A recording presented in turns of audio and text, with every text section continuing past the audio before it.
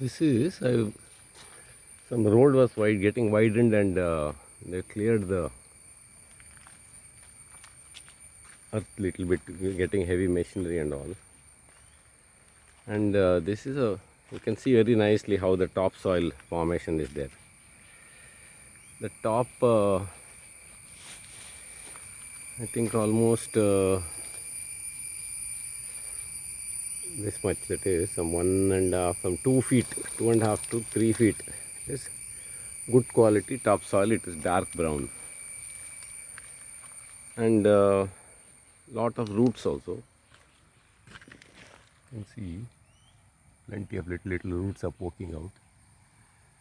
So the topmost layer there is fully dark, that is having high carbon content, because all those trees, forest trees, have been dropping dead leaves and all and gathering carbon. So it has, over the centuries, it has become dark. And then as you go down, it's quite dark for up to 1.5 feet almost. Then it starts getting lighter, and then somewhere around here, that is about 4.5 feet, that red color starts increasing and that brown color starts decreasing. And as you go down,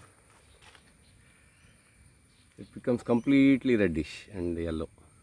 There is no carbon, at least not much left. And then below this thing is there, that ditch for rainwater. So when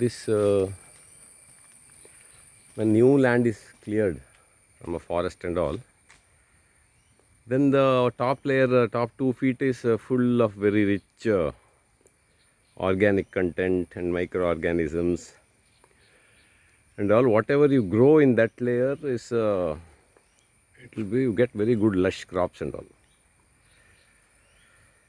Then after say in a couple of years, once that forest has been cleared, then the erosion also increases.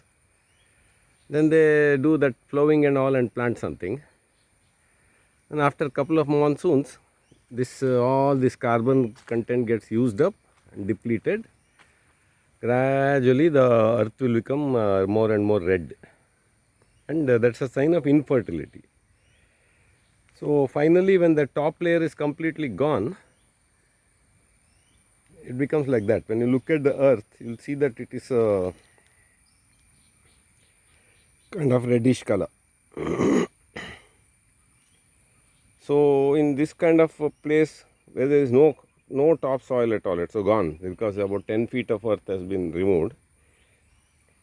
There it's all poor quality soil and compacted and all, and whatever you plant there will be sickly, weak type of plants, and then they'll catch all kind of disease and everything. So to compensate that, they start adding and if you add good quality cow manure and all, you can maintain that darkness. Otherwise what they do is throw some urea, and that further leaches out whatever little carbon is there and gives 1 or 2 more good crops. After that, it's for all practical purposes desertified.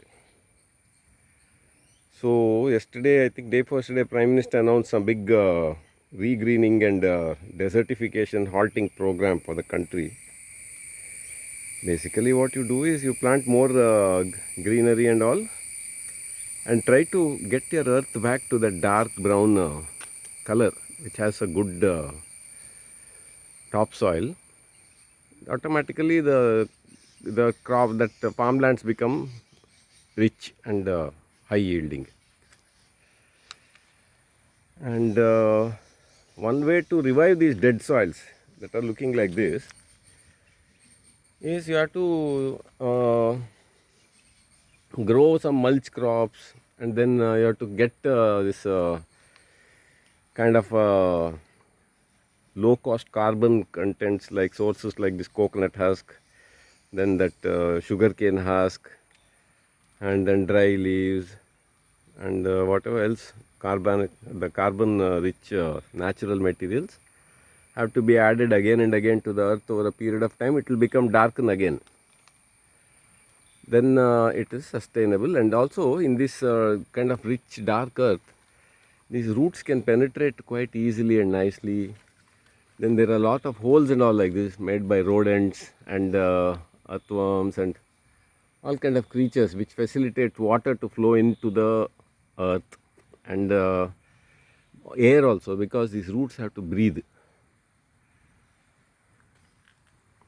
So I have explained a little bit about this maintaining this topsoil. So utmost importance, if you want to be successful in gardening, farming, whatever it is, for a longer period of time, you have to have rich dark earth, high in organic content and humus, like the top portion, like that portion. And just one look at the color of the earth itself, in many places you can make out that red thing is dead. Red is dead here.